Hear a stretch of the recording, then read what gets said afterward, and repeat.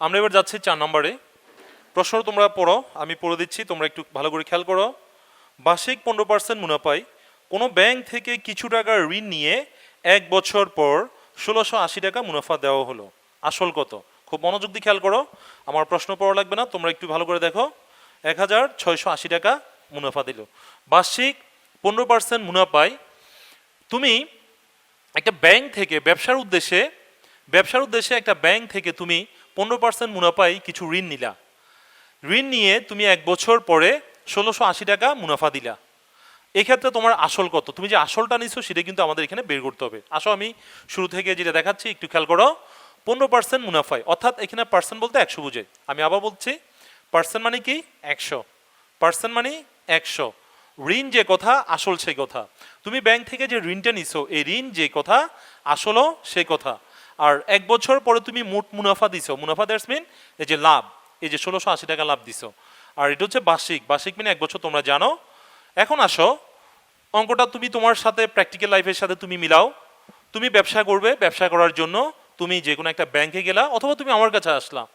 এসে তুমি ব্যাংক থেকে তুমি কিছু টাকার ঋণ নিবা। ঋণ আর আসল একই কথা। 10,000 নাও, 20,000 নাও, 15,000 বা 2 লাখ, 2 কোটি বা 5 কোটি, হোয়াট এভার তুমি যাই নাও না কেন, কিছু তুমি ঋণ নিলা। এই যে তুমি যে ব্যাংক থেকে যে ঋণটা নিচ্ছ, ব্যাংক তোমাকে যে ঋণটা দিবে, এটার কারণটা হচ্ছে ব্যাংকের কাজ হচ্ছে ঋণের মাধ্যমে ঋণ দিয়ে প্রফিট নিয়ে, অর্থাৎ মুনাফা নিয়ে তারা সাধারণত তাদের এই ব্যবসাটা চালায়। ব্যাংকের সংজ্ঞাটাই হচ্ছে পরের টাকা দিয়ে ব্যবসা করা। এখন তোমাকে যে ব্যাংক ঋণ দিবে, কেন দিবে? কারণ তুমি ব্যাংকে মুনাফা দিচ্ছ কত টাকা? 15 টাকা। কত টাকার মধ্যে? এই পার্সেন্ট মানে 100 টাকার মধ্যে। 100 টাকার মধ্যে তুমি ব্যাংকে মুনাফা দিচ্ছ, লাভ দিচ্ছ 15 টাকা। এই 15 টাকা দিচ্ছ বিদায় ব্যাংক তোমাকে ঋণটা দিবে, অর্থাৎ এই 15 টাকা তুমি লাভ দিচ্ছ বিদায় ব্যাংক তোমাকে ঋণ দিবে বা আসল দিবে। এখন আসো, বার্ষিক মানে 1 বছর আমি লিখলাম। এভাবে তুমি মোট মুনাফা দিছো 1 বছর পরে গিয়ে, এটা হচ্ছে জাস্ট মুনাফা, লাভটা দিছো 1680 টাকা। এর মধ্যে কিন্তু আসল নেই। আসল আমাদেরকে বের করতে হবে। তুমি যে ব্যাংক থেকে কত টাকা নিছো, লাভ তোমার 1680 টাকা দিছো, ইটস ওকে, কিন্তু তুমি ব্যাংক থেকে ঋণ নিছো কত টাকা, এটাই হচ্ছে আমাদের এই প্রশ্নে আমাদের কাছে চাইছে আসলটা কত। এখন আমরা আসলটা বের করব। আসো একটু খেয়াল করো। তোমরা জানো আমাদের কাছে প্রশ্নের যাহা চাই তাহা হবে সমানের পরে। আসল চাইছে, তাই আসল যাবে সমানের পরে। খুব সিম্পল ব্যাপার। আসল যদি সমানের পরে যায় তাহলে শুরুতে কি আসবে? তুমি একটু কনফিউশনের মধ্যে পড়ে গেলে, চিন্তা করতেছো শুরুতে কি আসবে। প্রশ্নের দিকে তাকাও। প্রশ্নে কিন্তু দুইটা জিনিস আছে, একটা হচ্ছে আসল আর একটা হচ্ছে মুনাফা। এর বাইরে কিন্তু কিচ্ছু নাই, এখানে অন্য কোনো সংখ্যা নেই, জাস্ট আসল এবং মুনাফা। আসল যদি সমানের পরে যায়, আসল যদি এখানে যায়, তাহলে তুমি এখানে কি লিখবা? অবশ্যই তোমাকে এখানে মুনাফা লিখতে হবে। কি লিখবা? মুনাফা। খেয়াল করো, 15 টাকা, প্রশ্নের দিকে তাকাও, 15 টাকা, 15 লেখাই আছে, 15 টাকা মুনাফা দেয়। আসল কত টাকায়? আসল 100 টাকায়। আসল 100 টাকায়। আচ্ছা, এখন আরেকবার হয়তো তোমাদের প্রশ্ন আসতে পারে, যারা একটু কম খেয়াল করলে তাদের প্রশ্ন আসতে পারে, 100 কোত্থেকে আসলো? প্রশ্নের মধ্যে তো কোনো 100 নাই। প্রশ্নে 100 নাই, কিন্তু প্রশ্নে কি ছিল? পার্সেন্ট ছিল। 15% ছিল না? কত পার্সেন্ট ছিল বলো তোমরা?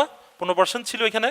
তো এই যে পার্সেন্টের জন্য কি আসছে, আমি লিখে দিছি এর আগে, পার্সেন্টের জন্য আসছে 100। অর্থাৎ তুমি ব্যাংক থেকে এই 100 টাকা ঋণ নিছো, এই 100 টাকার মধ্যে তুমি মুনাফা দিছো কত? 15 টাকা। আমি আবার বললাম, আসল চাইছে তোমাদের কাছে, তাই আসল গেছে পরে, মুনাফা আসছে আগে। আর একটা জিনিস মাথায় রাখবা, মুনাফার সাথে কখনো র কিংবা অন্তস্থি হবে না, মুনাফার ক্ষেত্রে সবসময় টাকা হবে। 15 টাকা মুনাফা, আসল 100 টাকায়, সুতরাং ঐকিক নিয়মে রেখে যাও। 1 টাকা মুনাফা দেয় আসল কত ভাগের? 15 ভাগের 100 টাকায়। এখন প্রশ্ন, তুমি মোট মুনাফা কত দিছো? 1680 টাকা। তোমরা আরেকবার প্রশ্নের দিকে তাকাইতে পারো, আরেকবার প্রশ্নের দিকে দেখো। তুমি 1 বছর পর মুনাফা দিলে কত? 1680 টাকা।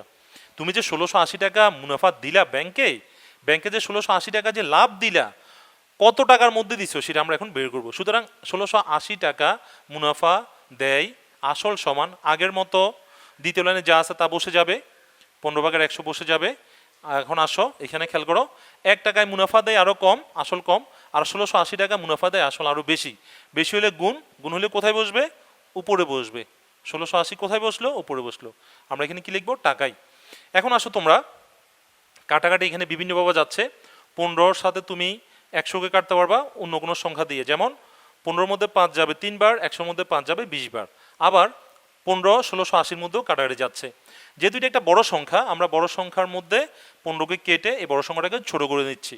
কিভাবে দেখো তোমরা এখানে রাফ করে দেখবা তোমরা 1680 মধ্যে 15 কবার যায়। খুব সিম্পলি ব্যাপার, তোমরা ভাগ যেহেতু জানো এবং সহজ ভাগ, তাই আমি তোমাদের বোঝাচ্ছি। এখানে দেখো ভাজক কত 15, এখানে ভাজ্য কত 1680। প্রথমে দুইটা সংখ্যা নিবা, যেহেতু এখানে দুইটা সংখ্যা তাই এখানে দুইটা সংখ্যা নিবা। এই 15 16 মধ্যে কবার যাবে একবার, 15 একে 15, বিয়োগ করলে কত পাবো 1, উপর থেকে কত নামবে 8, আবার 15 একে 15, বিয়োগ করলে কত 3, উপর থেকে কত নামবে 0, 15 দুগুণে 30। তাহলে এই যে তোমরা যে কাটাকাটিটা করলা, এখানে যে কাটাকাটিটা করলা, কেটে কত পাইছো, কেটে পাইছো 112। Okay fine. এখন আসো উপরে কি লেখা আছে 100 গুণ 112।